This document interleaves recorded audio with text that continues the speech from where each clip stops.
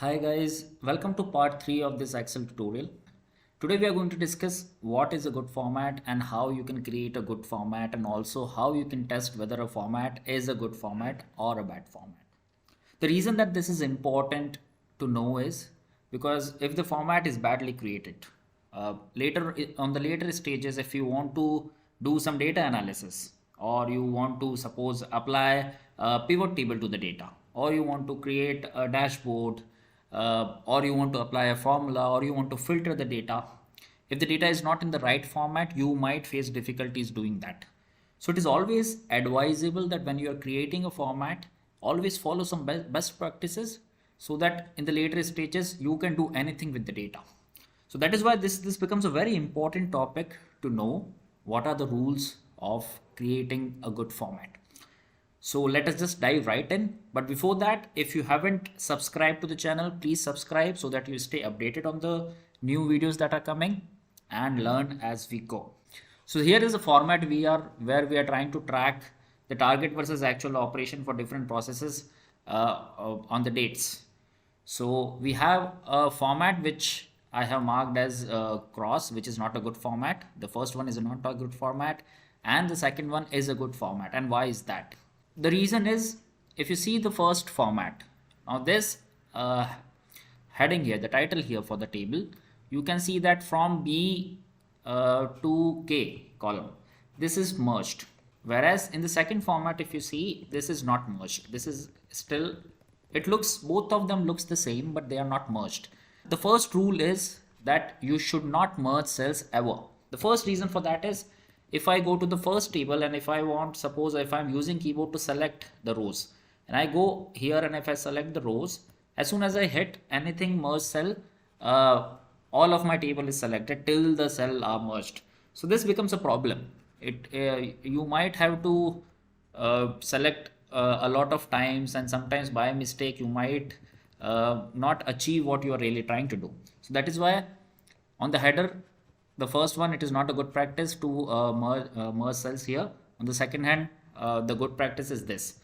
Now another reason that you should not merge cell ever is if I suppose want to filter this. So if I apply a filter here and I want to filter factory 1 here. So here you can see here this factory 1, because we have two orders with different colors. So what we have done is we have merged these two cells, and also the style has been merged. So visually it looks better. But if I want to filter this data, suppose I want to filter the factory 1 here. So what I can do is if I select factory 1 here, I'm getting two orders. And the two colors which were there is missing. So we are not able to fully filter the data.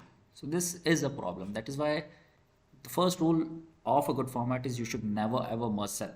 On the other hand, in the second column, if we see, if I want to filter the data here, if I want to filter factory 1, I get all the data. So it is important to keep a flat structure for your table. No merging of cells, avoid merging wherever possible is the rule 1. The second rule is the header should always be unique. So here if you see, I have fabric in-house target and actual, and I have production file target and actual. The same in the second table, how we have done is we have merged the text, not the cell but the text. But here we used two rows. First we merged the cell for fabric in-house, and then we have the target, and then we have the actual. In the second we just used one row, and then we put everything into one column. So now if you see, this target, this actual, this target, and this actual basically contains the same text, right? So if I was trying to create a pivot table, now because the headers are not unique, it will give me an error that your headers are not unique and you cannot create a pivot table on this. Whereas here, if I want to create a pivot table, I can easily create a pivot table. I'll just show it to you.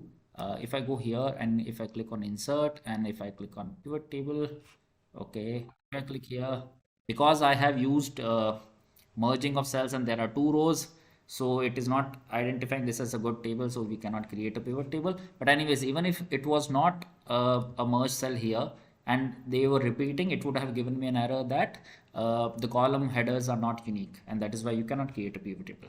Here if I try to create a pivot table, If I just create a pivot table, easily I can create a pivot table. So this is the best practice. Second use is header should be unique. Now, how do you really test? So how do you really test? This should not be the third point actually. Only have two rules. All right. So what is the test for a good format? So the test for a really easy test for a good format is what we discussed right now. All of your data should be filterable. If you are able to use filters in your column without any difficulties, then you can say that, okay, your format is good. So try to make your format as flat as possible without using merge. Make sure your headers are unique. Thank you for watching and see you on the next tutorial. Bye.